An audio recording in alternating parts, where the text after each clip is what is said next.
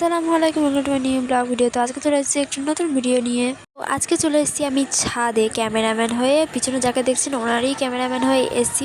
আর আজকে ভিডিওতে কিছু স্পেশাল রয়েছে, তো স্পেশাল জিনিসটাকে মিস করবে না। আর ভিডিওটা না টেনে বা না স্কিপ করে সম্পূর্ণ ভিডিওটা দেখবেন। দেখছেন চারিদিকটা কতটা ফ্রেশ সুন্দর। তো এই আবহাওয়ায় চলে এসেছি আমি ছাদে ফটোশ্যুট করার জন্য। আর এটা যে আমার দিনটা এমন হবে যে এই ফ্রেশ মুডটা এতটা খারাপ হয়ে যাবে আমি কখনোই ভাবিনি। যে এটা কেন হলো আমি নিজেও জানি না। তো বেশি বকবক না করে আপনাদের সঙ্গে সম্পূর্ণটা শেয়ার করি।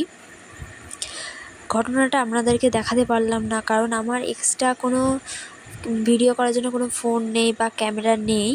তো সে সম্পূর্ণ জিনিসটা আপনাদের সঙ্গে দেখাতে পারলাম না, বা জাস্ট বলে আপনাদেরকে বোঝাই আর কি। তো হয়েছে আর কি, আমি ফোনটা রেখেই ওনার যাকে দেখলেন পিছনে, তো ওনাকেই আমি ফটোশ্যুট করে দিচ্ছিলাম আর কি। এখানেই ফোনটা রেখেছিলাম। তো রাখার পরে এর উপরে অনেক কিছুই ছিল।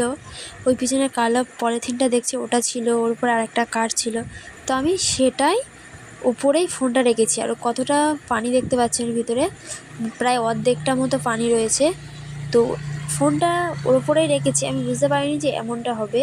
আর আমার বড় আপুর মেয়ে খেলা করছিল, খেলা করতে করতে ওর হাতটা লেগেই ভিতরে পড়ে গিয়েছে। গিয়ে দেখতে পাচ্ছ ক্যামেরাটা কেমন হয়ে গিয়েছে, সামনে ক্যামেরা পিছনের ক্যামেরা। তো আমি অনেক কিছুই এটাতে ইউজ করেছি। এটা পড়ে যাওয়ার প্রায় অনেকক্ষণ এটা ফোনটা ওটার ভিতরে ছিল। তারপর আমি তুলতে পারিনি, পানির ভিতর থেকে অনেক কষ্টে তুললাম। তারপরে আমি অনেক কিছু ইউজ করেছি, স্পিকারে পানি ঢুকেছিল, আরও অনেক সমস্যা এসেছিলো। তো স্পিকার ক্লিয়ার অ্যাপ সব রকম ট্রাই করেছি, করে তবে এই পজিশানে এসে দাঁড়ালো যে এত একটা ফ্রেশ মুড, এত সুন্দর একটা মুড নিয়ে ওপরে ছাদে এসেছিলাম ভিডিও বানানোর জন্য, সেটা যে এতটা পরিমাণে খারাপ হয়ে যাবে বা এমন হবে আমি কখনোই ভাবিনি যে এমনটা হবে। তো হয়ে গেছে, আর কিছু করার নেই, হয়তো কিছুদিন পরে ঠিক হয়ে যেতে পারে। তো পরের ভিডিওতে আবার দেখা হবে। আল্লাহ হাফেজ।